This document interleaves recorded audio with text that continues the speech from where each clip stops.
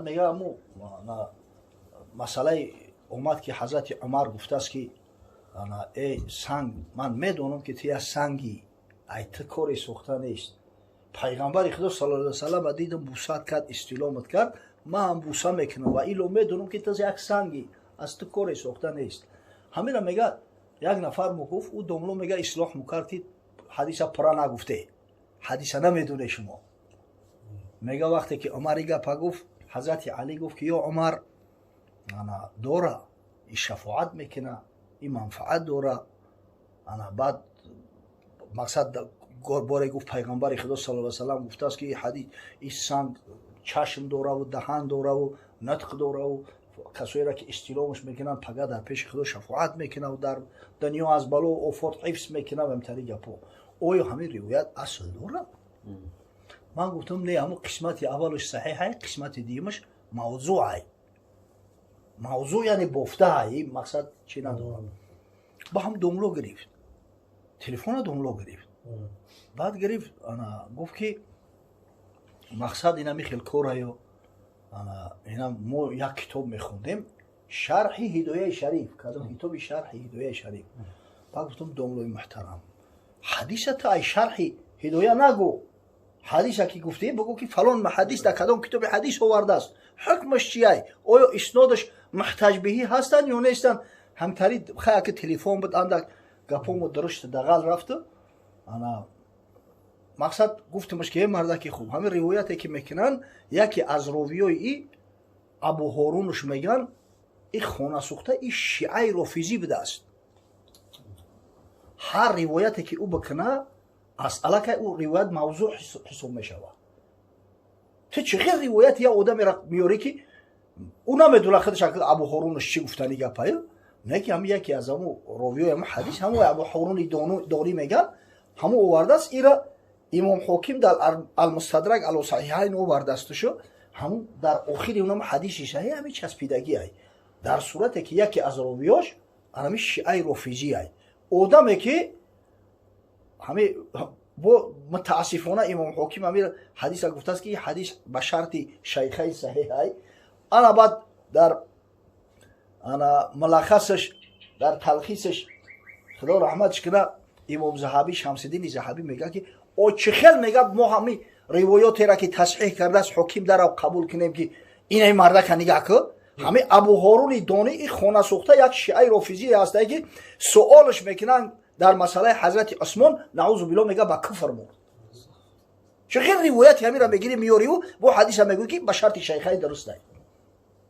ایرابی مشکلات این اینجا بسیار اندر همین علم حدیث بسیار مرکبه کاری شوخی و بازی نیست. برای هر حدیثی گفته شد باید ائمه تخصیص اقلا بپرسی.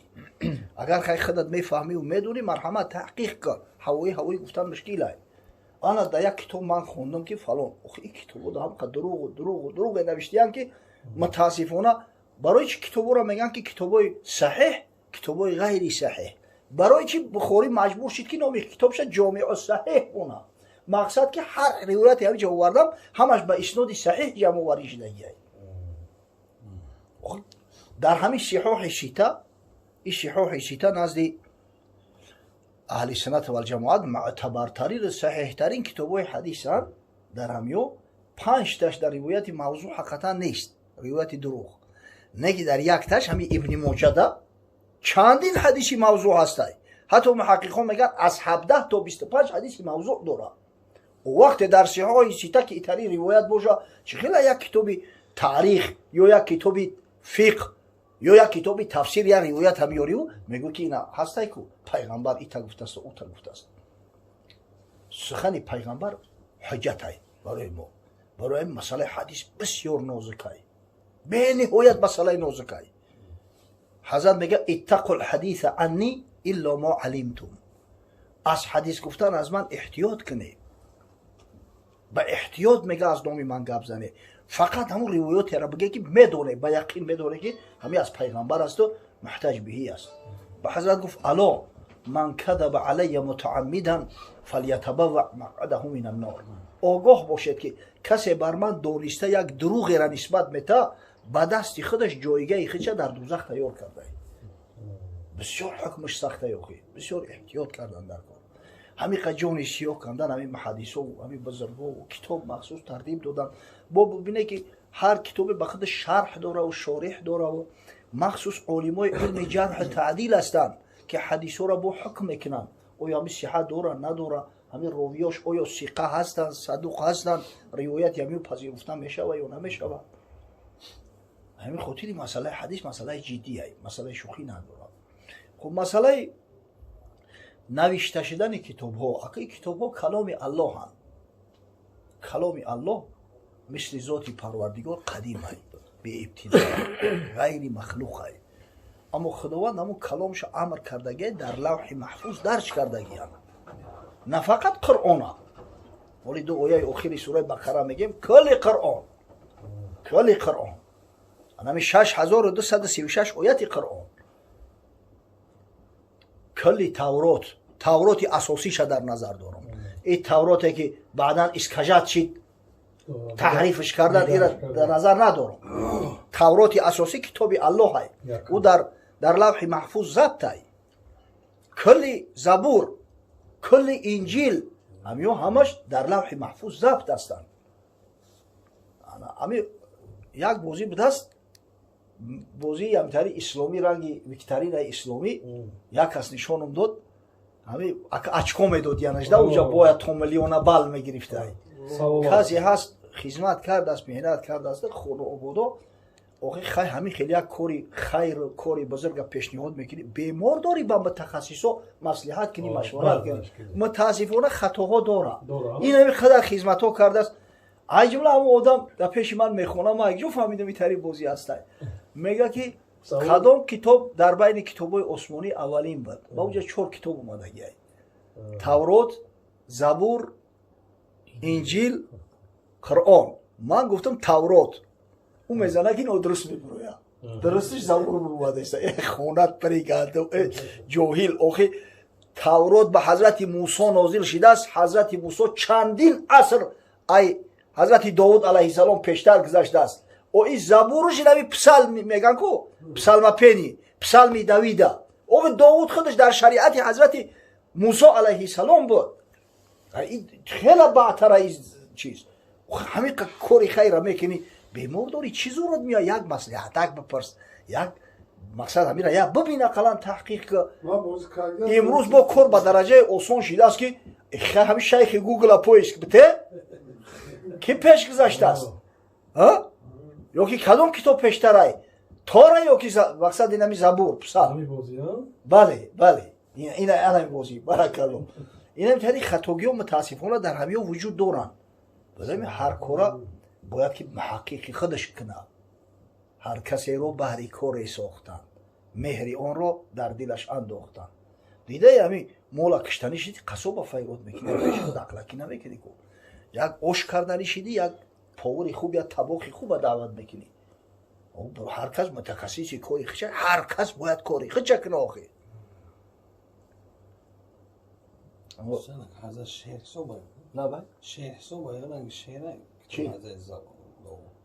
نه شعر نیست پیغمبرای خدا شعر نمیگن همولی در نماز جمعه بدیم یک جوان هم تری چی کرد که گفتن بچه‌هایش غم میتن میگن که خدای تعالی شعر طعنه زده است معلومات زده است در قرآن چی به خطیبای شما و علمای شما شعر میگن ولی هم دلیلش هم تری شده است حقیقتا در قرآن عظیم شان یک سوره است به نام سوره شعرا برای چی این نام این سوره را از شعرا موندن در یک چند آیاتش ذکر شاعرها رفتگی به همون خاطر نام این سوره را شعرا موندن از جمله الله ذوالجلال و الاکرام تاکید میکنه اعوذ بالله من الشیطان الرجیم و الشعراء یتبعهم الغاوون الم تر انهم فی کل واد یهیمون و انهم یقولون ما لا یفعلون حضرت خداوندی میگه این شاعرها را این همین مردمی جاهلی بیسوادی مقصد غاوی ها پیروی میکنن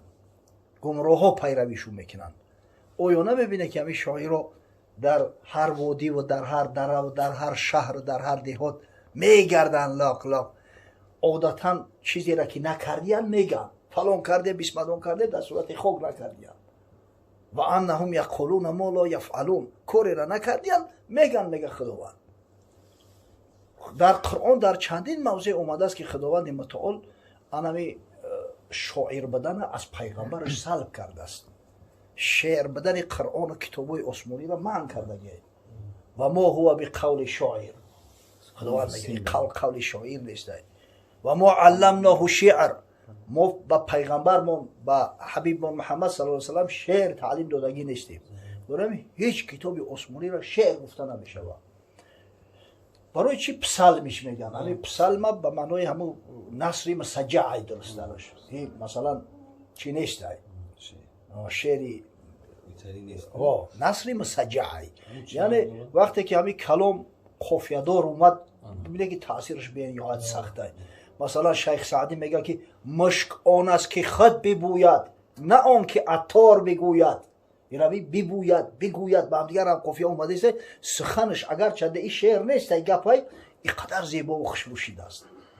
یا همین خدا رحمت کنه شیخ عبدالله انصاری همه همین کلامش نثر مسجع به دور همترین عجیب شعر سخنهای زیبا میگفت. میگه که انا در پیری پستی، در جوانی مستی، در طفلی پستی، در جوانی مستی، در پیری سستی، پس کی خدا پرستی؟ او خلابا در طفلی کودک بودی میگن خاکبازی میکردی، در جوانی وقتی مستید بود، در پیری اومدی میگوی سست فلس شیدم، خدا را کی میپرستی؟ ربی بدی رو بدی کردن سگساریست، نیکی رو نیکی کردن خرخوریست، بدی رو نیکی کردن کاری خواجه عبدالله انصاری است. این روی هم خفیه های ایون هم سعی میکنن همین خواجه عبدالله انصاری شیخ سعدی دیگران هم که به همین کتاب عثمانی تقلید کنن، همون سخن همتری بسیار زیبا و مقصد با فصاحت و بلاغت بگن. این سخنو همین تری هم لحنی داودی میگن. همین حضرت ابو موسی اشعری به حد صدا شیرین بده است. وقتی قرآن میخوان بعد پیغمبر صلی الله علیه و سلم بشارت داد که خداوند به شما اشعریا یک لحن داودی میگه عطا کرده است. اما حضرت داود هم میگرید از تورات، مقصد همین خیلی میخوند که پرنده ها راحت و میگه خوابشون میبرد، همین خیلی لذتی میبردیان، بسیار راحت میکردن، در گردش جمع میشیدن. همون زبوری که به حضرت داود نازل شده است، حضرت همین خیلی میخوندش که اوخی همون حافظه و تاریخ خوندن نمیتونن، اوخی به همون خاطر پسلمش گفتن، روسا پسلمش گفتن. اینا مردمی اهل کتاب. خب در حدیث ها هم اومده است پیغمبر صلی الله علیه و سلم بعضا همین شعر مذمت کرده است. حدیث امام بخاری حضرت میگه لأیم لأجوف ابن آدم قیحا خیر له من ان یملأ شعرا. اگر همین تهیگاه آدم، شکم آدم پر از چرک زردو باشه، بهتر از آن است که پر از شعر باشه. این همیشه سخنهای پیغمبر صلی الله علیه و سلم. اما در برابر این حضرت صلی الله علیه و سلم شعر حکمت گفته است. و این من الشعر لحکما میگه. شعر چی بسا شعرهایی هستند که حکمت خالیان. حکمت یعنی پند نصیحت، چیزی که سبب هدایت میشوند، سبب هدایت ارشادی میشوند. ببینید در برابر همین حضرت صلی الله علیه و سلم شاعرها داشت. نام 4-5 شاعر پیغمبر در کتابا اومده صراحتاً. حسان ابن ثابت بود در مدینه منوره. این حسان ابن ثابت حتی بله در صحیحین اومده است. حضرت توصیهش میداد، میگفت یا حسان عجیب عنی اللهم ایته بروح القدس. یا حسان از نام من جواب مشرک ها را به شعر بده. بعد در حقش دعا میکرد که پروردگار را توسط روح القدس، توسط جبرئیل علیه السلام براش الهام بفرست. الهام نباشه شعر خوب یک جو مینویسی. اینا ببین حتی در جامع السنن ترمذی روایت اومده است برای حسان میگه منبر بمون، یعنی بالای منبر میبرو دستش بعضا از بالای منبر همون شعرها را میخون، همون هم شعر میگفت. یک شخصی بود به نام عبدالله ابن ابی رواحه رضی الله تعالی عنه، صحابی پیغمبر، شهید حرب مؤتة. در حرب مؤتة شهید شد، یکی از سرلشکرهای مسلمانان بود. در روایت اومده است میگه در هنگام قضای عمره عمره که در سال صلح حدیبیه معن کرده بودن که همراه قضا 6 سال دیگه مسلمان ها به جا آوردن. انا میگه که همین عبدالله ابن ابی رواحه پیش پیامبر صلی الله علیه و سلم شعر گفته میرفت. بعضیا گفتن که در قضای عمره عبدالله ابن ابی رواحه علیه شهید شده بود. اونا میگن که این کار کعب ابن مالک کرده است یا صحابی دیگر.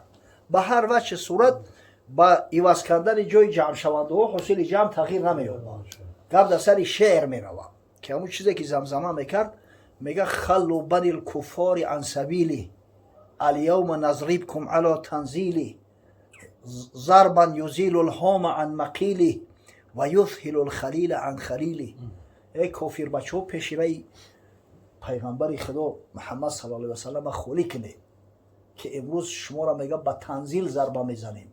تنزیل قرآن عظیم شانه، نام از نامهای قرآن تنزیل است. تنزیل من رب الرحیم. اما ضربه که کوسخونه سرتون ای سرتو دور میکنه، ضربه که دوست از دوستش جدا میکنه. حضرت عمر هم بود اون وقتی طواف در شعر خوندشته در گرد خونه کعبه. بعد میگه که یبن ابی رواحه بین یدی رسول الله صلی الله علیه و سلم و فی حرم الله تقول شعرا. های پسری ابی رواحه میگه تو پیش پیغمبر در خونه خدا شعر میگویی؟ این در صحیح امام بخاری اومده که این روایت که حضرت صلی الله علیه و سلم گفت که یا عمر کردورش نشو، قسم به الله گفت سخنای این از تیر ده خلنده تر از در بدن مشرکو جان شو برومده است کردورش نشو. اینا ببینه اینا شعر گفتن در حضور پیغمبر پیش پیغمبر در کعبه، شعر گفتن در مسجد نبوی دویم مسجد بزرگترین مسلمان ها. حتی در جامع اسرار ترمذی میگه حضرت خودش بالای منبر ببرورده است حسن ابن ثابت. و وقتی که شعر حکمت باشه، شعر پند نصیحت باشه، هیچ اشکال نداره. همون هم امری به معروف است، همون هم امری به معروف است. ولی همین کسایی که دعوا میکنن کثافت ها مولوی ایتا حافظ ایتا سعدی اوتا اوخی خونتون پر گندم دغل نگیمه که بعضا گیزله میشه میگوی سختر بگم اوخی بدبختا شما اقلا هم کتاب مولوی را خونده ای چیزی را نمیدونی برای چی در اطرافش گپ میزنی؟ هر بابی که شروع میشه آیت قرآن قطعی است. آیت قرآن شرح توضیح داده از حضرت مولوی، حدیث های پیغمبر است. البته شرح توضیح معصوره نیست، اینو عارفانه است. نه که قبل تفسیر قرآن عارفانه‌ش هم هست کو ای نظر تصوف عرفان. او حافظی که شما بخواهید تنه بزنید ای بدبختا او حافظ قرآن است. او نام او شمس الدین محمد است. با او خاطر تخلص حافظ دادیانش که حافظ قرآن است. کار خدا و تاریخ حافظا در دنیا وجود ندارن. عشق قد رسد به فریاد ارخد به سان حافظ قرآن زیبر بدانی با 14 روایت، با 14 روایت یعنی معروفه 7 قرائتی که مونده است. حضرت قرآن از یاد میدونست حفظ میکرد. اوقی تعلیمش قرآن بدوره. ای بدبخت او سعدیه که تو میخوایی تانش بزنی او عالم بزرگ دین است، فارغ التحصیل مدرسه نظامیه است، اعلاچی تمام کرده، استیپندیا میگرفت در مدرسه نظامیه. میگم مرا در نظامیه ادرار بود، شب و روز تلقین تکرار بود. ای باکی شما دست درازی کردستی اوخی پیش ایو که یک گپ بزنی اول همون جای پوت نگاه که بدبخت تامی سواد داری، صلاحیت گپ زدن در این موضوع را داری یا نداری؟ سبحان الله. حضرت خود شعر میگفت است. اوخی شعر که بعد باشه پیغمبر شعر میگه.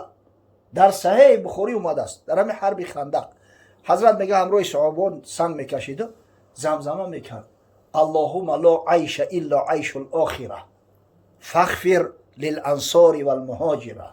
پروردگار و عیش حقیقی و عیش واقعی عیش آخرت است، عیش جنت است. مغفرت کن، رحمت مغفرت کن انصاریا و مهاجرای مسلمان. پیش ایو که گپ میزنی یک چیز تحقیق که اول ببین، هوایی گپ نزن. عجیب ده. انا برای همین میگم که هر کار باید که شخصای با صلاحیت کنن، در هر ساحه‌ای باشه، در هر کاری باشه. همین شخصی که متخصص نیست دیلیتانت است همین نامعقولی خیچه بکنن. چیکار داری شما با همین موضوع و با همین کارا؟ هر کسی رو بهر کاری ساختند، مهر آن را در دلش انداختند. قطعی پاور برای دعوا را برداری، باید اینه تمی پختی و چید میگه؟ برای میگم گیخته بخوخم دقلم شود. پیش قصاب را مردگی تریش نکش. پیش آهنگر برای که ضربه را خیلی نمیزنن. آخه هر کس کاری چه باید کنن؟ همه عالم نمیشود، همه زرگر نمیشود، همه قصاب نمیشود. خدای تعالی نمیتونی تقسیم بندی کرده، اما هر کس باید هم کاری چه کنه. خدا رحمت کنه حضرت مولوی را. میگه آنیا که نحوی به کشتی در نشست، رو به کشتیبان نمود آن خود پرست. گفت هیچ از نحو دانی؟ گفت لا.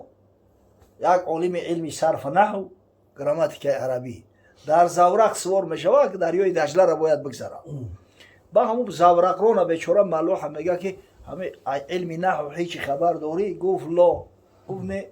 گفت نیمی عمری تو شد بر فنا، میونه عمر بدست. بچه گفت نیمی عمرت بر بود رفت. ای نوشگری تکرم که نخو تو نحو ندونی. و این نحو نمکی کلام عربی. عربی همچه طعام است، در اون نحو نمک. زن که به نحو کلام عربی نوید درست. این تا همین نیمی عمر ریخته بر باد گذرونده ایده. میگه دل شکسته گشت کشتیبازی تاب، لیک آن دم ماند خاموش از جواب. دماغش سوخته، چی بگه آخی جاهیله؟ خب کرد بیچاره. باد کشتی را به گرداب افکند. گفت کشتیبان بدان نحوی بلند، هیچ دانی آشنا کردن بگو. قدرت خدا در یک گرداب غلطیدن. دریای دجله را هم کلو نیاخی. بای مریک و مرده که گفت که آبوزی را میتونی؟ هیچ دانی آشنا کردن بگو. گفت نه از من تو صباحی مجو. من علم علمی نحو مگی جو آبوزی را میتونم. گفت کلی عمرت نحوی فناست. زان که کشتی غرق در گرداب هاست. او تا باشه گفت آمین الله اکبر. ای مرا دیمی عمرم صرف شده باشه، حیف شده باشه، ای تو کلی عمرت حیف شد. دیگه اینجا خلاص نمیخریم اکرم. به حضرت میگه که فقه نحو صرف در کم آمد آید یاری شگرف. همه هر چیز به جای خدای. هر کسی رو بهر کار ساختند، مهر آن را در دلش انداختند. همه هر کس باید کاری خچه کنه. همین مقصد گپ هم میدونن، اقلکی نکنن. این همین اقلکی هایی که دنیا را کلید کردن از برای خدا. این همین اقلکی هایی که یک بزرگو یک شخصایی را که تمام ملت به نامشو افتخار میکنن، امروز سنگ ملامت میزنن، امروز طعنه میکنن. پروردگار از این فتنه ها حفظ ممکنه. خداوند عاقبت کارمون به خیر انجام بده. پروردگار خیرات و احسانات صاحبای طعام با درگاه بی‌نیازش قبول کنه.